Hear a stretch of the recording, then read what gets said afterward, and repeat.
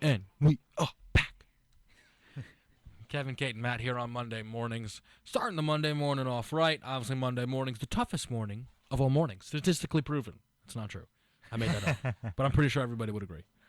All right, it's over to you, Matt. All right, so now on to politics. It's more of just smaller headlines because most of the news cycle over the weekend was dominated by the unfortunate bombings across the United States, or in the tri-state area, rather.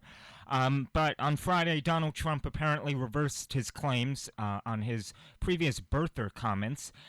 This is referring to back in 2008 when President Barack Obama was elected.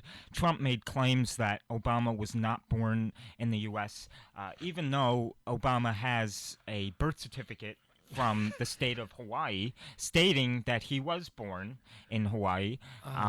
And you know, he was making claims that the birth certificate was forged, was... I remember when that was like a joke, where it was like, oh man, crazy Donald Trump from The Apprentice and the Really Rich Guys calling out our president. And now it's like, who at that moment would have ever thought that that guy is now the Republican nominee? Like, how did we get here? You know what I mean? Like, could you imagine a guy does that, and now we're here? I don't know. I mean, and now he came out and he said something to the extent of that he's confident that Obama was born in the United States. Great. And that he... He's confident. He's not. Oh, he is. He can't even just say, "Oh, yeah, he was born here." He's just, oh man, he's like it's a joke. But wait, it gets better. Now he's blaming Hillary Clinton for starting that birther movement, or whatever you want to call it, because in 2008, when she was running against Barack Obama, he claims that Hillary Clinton made these accusations in order for her to get support for her campaign at that time. Is that true? I gotta be honest, I don't remember. I don't even know. I tried to do some research on that and haven't really found much. I mean, which means it's probably not true. It probably isn't. The stuff that comes but out if of it his is, mouth. though, if it is true, you gotta give it to the Don. For really bringing that doing a 180 on it, flipping it on the hill. That is. Also, so in other news and politics, as we discussed earlier in the show, the attacks that have taken place in the tri-state area in both New York, New Jersey, and Minnesota this past weekend, Trump and Clinton, released statements and commented on these incidents, and Donald Trump is being criticized for the way he put how these attacks occurred.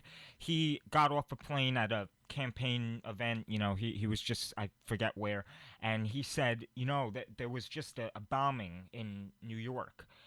And then Hillary Clinton said it, there was a bomb that went off in New York. Like, they both said it differently, but when I heard them both, I didn't think much of it, and I'm sure you guys don't either.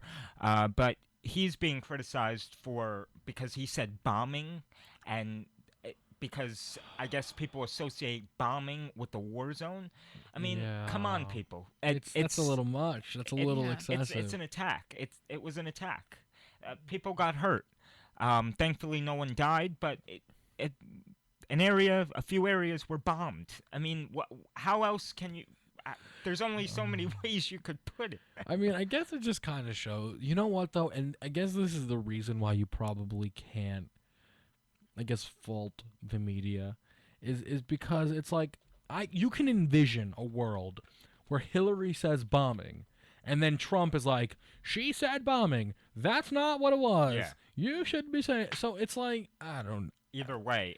I realistically, I hope that a very small margin of people have actually taken to this idea of Trump said bombing and are like, oh no, this is, I don't know. That's a very And, excessive. it shows that this election, and I'm sure you guys will agree with me, is by far the most negative election Well, in everybody hates the both of them. Exactly. I mean, as Americans, like, really, by the out of all the people that live in this country, and out of all the qualified individuals that can run for president, this is what it has come down to.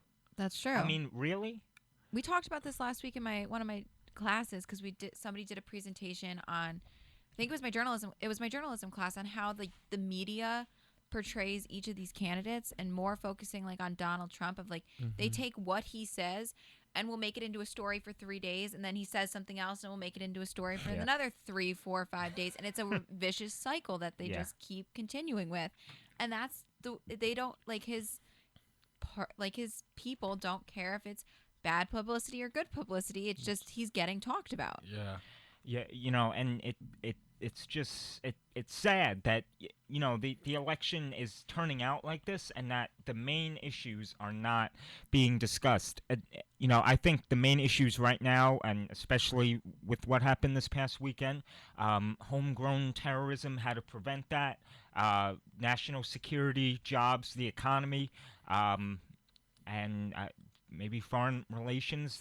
That's also important. What do you guys think? I mean, I think it's necessary. I think for every person, the main issue is probably different in some way, in some regard.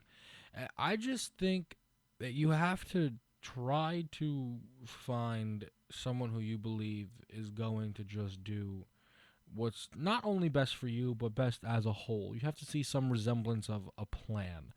I think that's kind of, a big deal. Is trying to visualize some plan.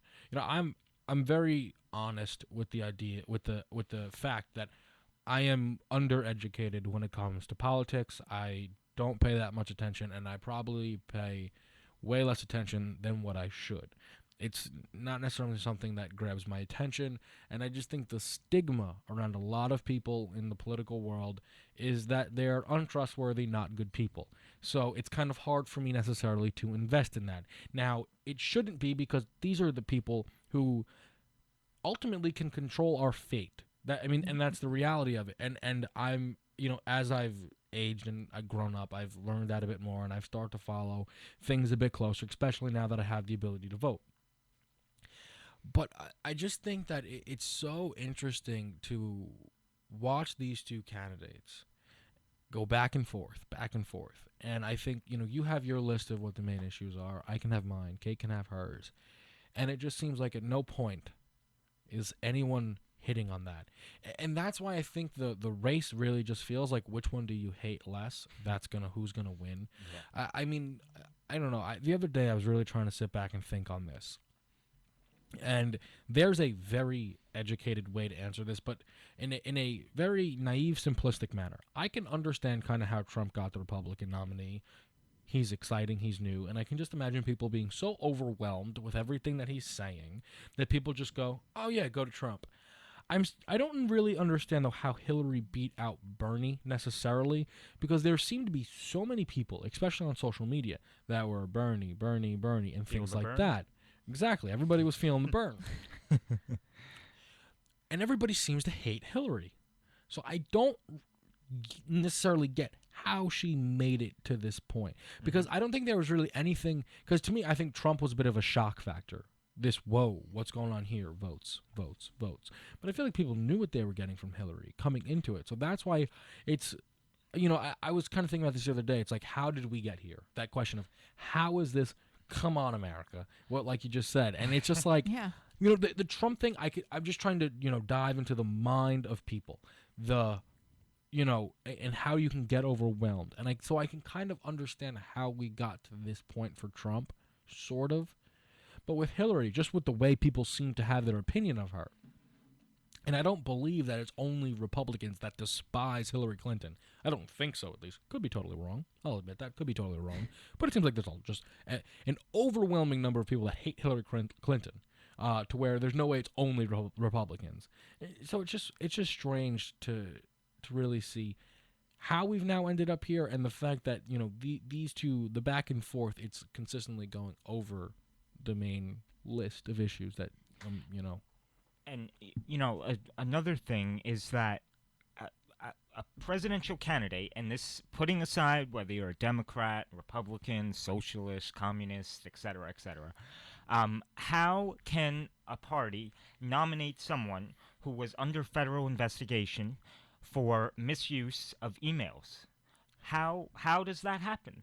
The FBI does not press charges to someone who misused her email, and we have an FBI director that said that yes, she did use poor judgment, but there was no criminal intent, intended, I guess.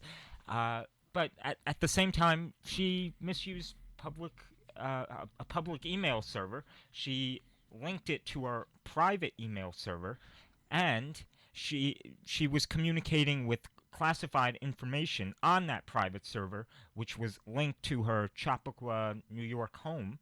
I mean, how do you do that? And she had multiple devices destroyed by her assistants with hammers, with jackhammers.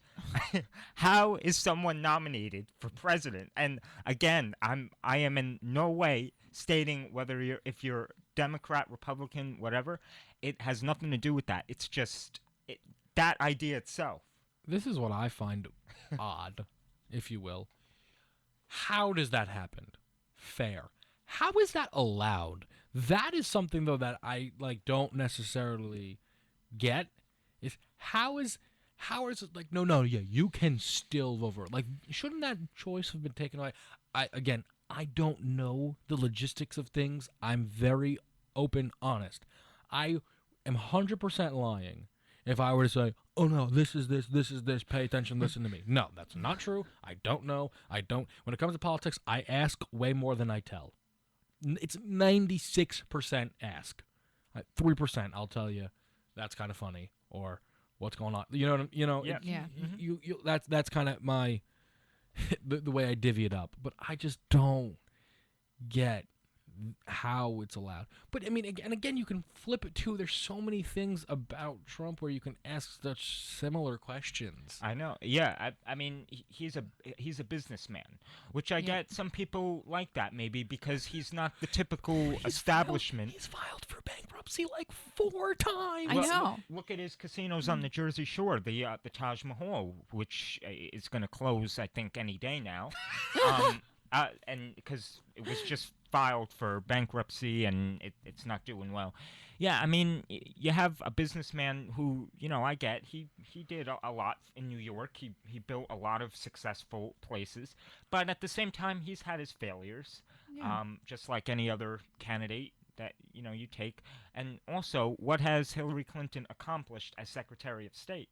What and as a New York State senator? I mean, these are the questions that we have to ask ourselves as we're heading to the November 8th election in those voting booths. Remember, people, think before you push the button, because once you push it, you cannot undo it.